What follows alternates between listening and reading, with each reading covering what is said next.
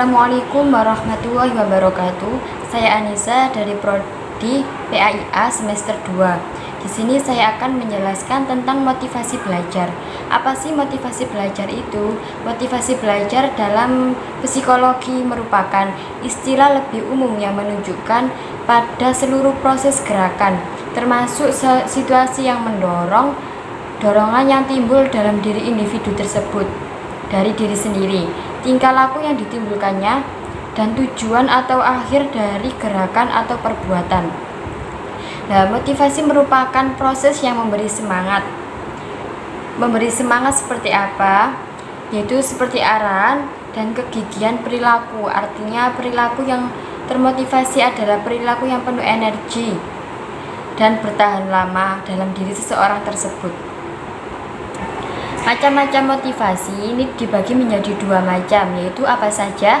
Satu, motivasi motif naluri, yaitu motivasi yang muncul dari suatu kekurangan atau ketidakseimbangan filosofi. Hal ini disertai dengan kekhawatiran dalam diri hingga mampu mengerjakan semua daya dalam diri untuk menutupi kekurangan tersebut dan menghilangkannya. Kekhawatiran yang timbul dengan aktivitas-aktivitas yang bertujuan untuk puasa.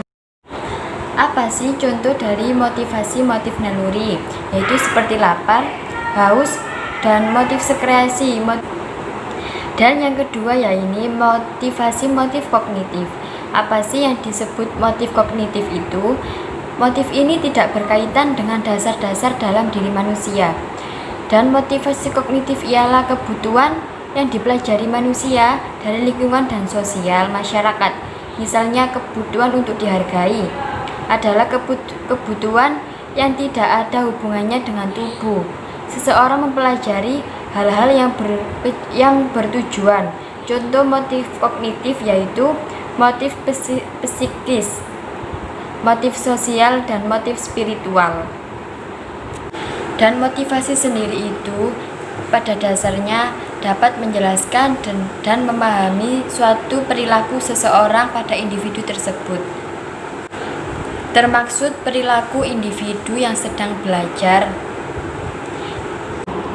Dan untuk seorang guru perlu memahami suasana itu agar dia dapat membantu siswanya dalam memilih faktor-faktor atau keadaan yang ada dalam lingkungan siswa sebagai bahan penguat belajar. Dan peran motivasi dalam memperjelas tujuan belajar erat kaitannya dengan kemaknaan belajar itu sendiri. Anak akan tertarik untuk belajar sesuatu jika yang dipelajari itu setidaknya sudah dapat diketahui atau dinikmati manfaatnya bagi anak tersebut. Dan selain itu, peranan motivasi dalam belajar dan pembelajaran dirasa sangatlah penting. Hal tersebut dikarenakan peranan motivasi sangat besar dalam menentukan hal-hal yang menguatkan intensitas belajar, memperjelas tujuan belajar, serta meningkatkan ketekunan belajar.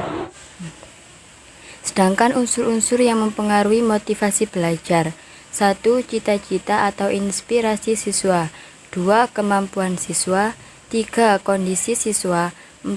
Kondisi lingkungan siswa, dan 5. Unsur-unsur dinamis dalam belajar dan pembelajaran, 6. Upaya guru dalam mempelajarkan siswanya.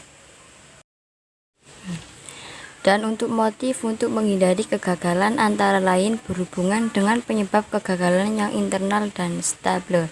2. Siswa yang mengalami kegagalan berkali-kali mengembangkan pesimisme defensif untuk melindungi dirinya dari umpan balik negatif.